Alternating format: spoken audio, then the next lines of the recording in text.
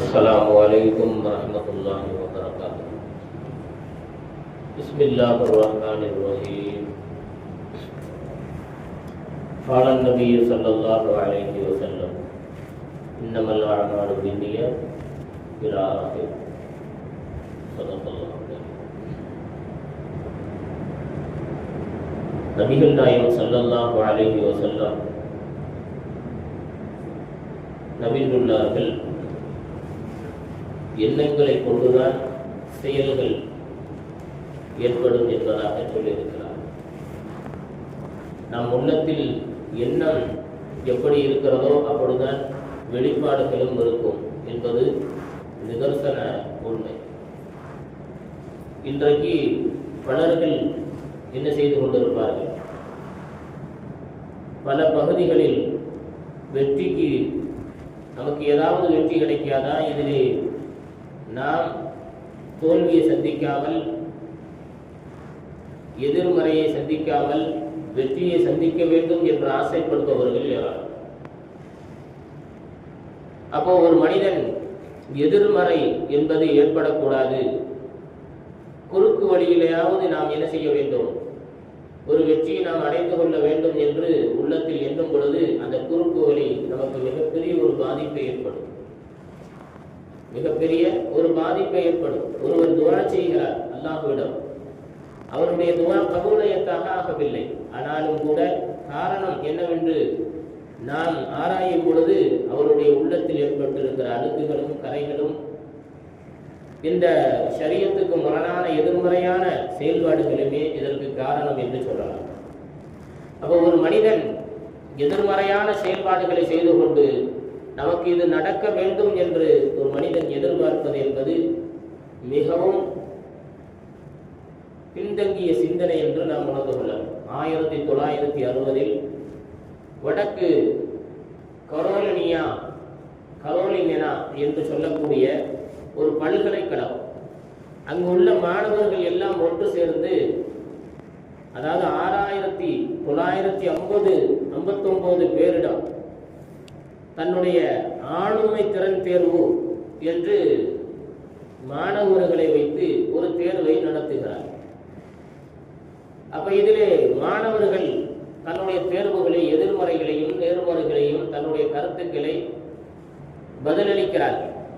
இப்படி பதிலளித்து 40 ஆண்டுகள் 40 வருஷத்துக்கு பின்னால் இவர்கள் ஒரு சமயம் ஒன்று கூடுகிறார்கள். அப்படி ஒன்று கூடி ஆய்வு செய்கிறார்கள். அப்ப இதில் எதிர்மறை எண்ணம் கொண்டவர்கள் யாரெல்லாம் எதிர்மறையான முறையில் எண்ணம் கொண்டு பதில் கொடுத்தார்களோ அதில் 42%, அதாவது 476 மாணவர்கள் நோய்களால் மரணப்பட்டு போனார்கள். 42% மாணவர்கள் மௌத்தாகி போனார்கள். அவை என்ன காரணம்? நேர்மறை எண்ணத்துடன் பதிலளித்தவர்கள் ஆரோக்கியத்துடனும் நீடித்த ஆயுளுடனும் வாழ்ந்து வந்தார்கள் என்பதாக நமக்கு பதிவு செய்யப்படுகிறது. அப்போ ஒரு மனிதன் நேர் வழியில் போனான் என்று சொன்னால் அவர்கள் எந்த நேரத்திலும் சரி அவர்களுக்கு வெற்றி என்பது கண்டிப்பாக உண்டு. அல்லாஹு தஆலா குர்ஆனில் சொல்லுகிறார், உலகில் மனிதர்கள் எப்படி வாழ்கிறார்கள் என்பதை இறைவன் சொல்லும் பொழுது நாம் எப்படி வாழ வேண்டும் என்றும் பாடமாக கற்றுக் கொடுக்கிறார். உலகில் மனிதர்கள் எப்படி வாழுகிறார்கள், நாம் எப்படி வாழ வேண்டும் என்பதை சொல்லும் பொழுது சொல்லுகிறார், குல்லு யஅமலு அலா ஷாக்கிரா. நபியே நீங்கள் சொல்லுங்கள், ஒவ்வொரு மனிதனும் தனக்கு தோன்றியவழியே செய்கின்றார். ஒவ்வொரு மனிதனும் தனக்கு என்ன மனதில் தோன்றுதோ அதை செய்து கொண்டே செல்கிறார். காரணம், இவ்வுலகத்தில் வாழ்வது ஒரு முறை என்பதாக இப்ப புதிதான ஒரு சட்டங்களை நம் இஸ்லாமியர்கள் எடுத்துக்கொண்டதுதான் காரணம். இவை எல்லாவர்களும் சொல்கிறார்கள் தவறுகளை செய்யலாம், அனுமதி இருக்கிறது. ஏனென்று சொன்னால் நம்மளுடைய வாழ்க்கை ஒரு முறைதான். அதனால் தப்புகளையும் ஹராமுகளையும் எதெல்லாம் ஹராம் என்று சொல்லப்பட்டதோ அதை அனுபவித்து விடுவோம். எத்தனை பேர்கள் அதை அனுபவித்தவர்கள் நல்லா தானே இருக்கிறார்கள். நோய் நொடி இல்லாமல் வாழுகிறார்கள், செல்வ சீமாந்தர்களாக வாழுகிறார்கள், எந்த விதமான அவர்களிடத்தில் மனக்கவலை இல்லாமல் பகட்டோடு தான் வாழ்கிறார்கள் என்று ஒரு மனிதன் எதிர்மறைக்கு பாவத்திற்கு ஒரு மனிதன் முட்டுக்கொண்டு தனக்கு என்னெல்லாம் மனதில் தோன்றுகிறதோ அதையெல்லாம் செய்கின்றார்கள். குல்லி யஅமலு அலா ஷாக்கிர். நபியை நீங்கள் சொல்லுங்கள், ஒவ்வொரு மனிதனும் தனக்கு தோன்றியவரே செய்கின்றார்கள். ரப்புக்கும் ஆலமு பிமன் ஹுவ அஹ்தா சபீலா. நேரான வழியில் நேரான பாதையில் செல்பவன் யார் என்பதை அந்த ரப்பு பார்த்து கொண்டு இருக்கிறான் என்பதை நீங்கள் கூறுங்கள்.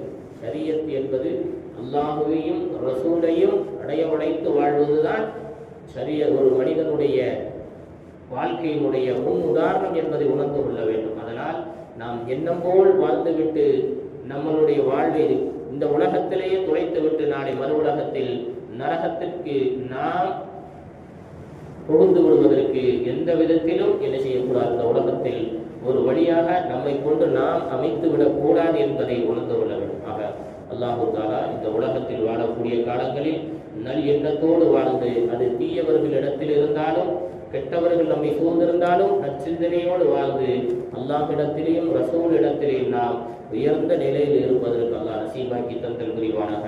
நற்சிந்தனையோடு வாழ்ந்து நல்லவர்கள், சீதேவிகள், வழிமாறுகள், பெரிய பெரிய சிவகுமார்களுடைய துவாவையும் அன்பையும், அதிலும் குறிப்பாக நம்மளை பெற்றெடுத்த பெற்றோர்களுடைய துவாவையும் அன்பையும் பெற்ற சாலிஹீன்களாக, நல்ல விடாயத்து பெற்ற வழிமாறுகளாக, இறைநேச செல்வர்களாக வாழ்வதற்கெல்லாம் நம் அனைவரையும் நசீபாக்கி தந்தல் புரிவானாக. ஆமீன். அல்ஹம்துலில்லாஹி ரப்பில் ஆலமீன்.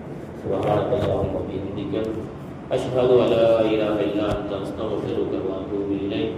சுப்ஹான ரப்பிக ரப்பில் இஸ்ஸத்தி அம்மா யசிஃபூன் வ ஸலாமுன் அலல் முர்ஸலீன்.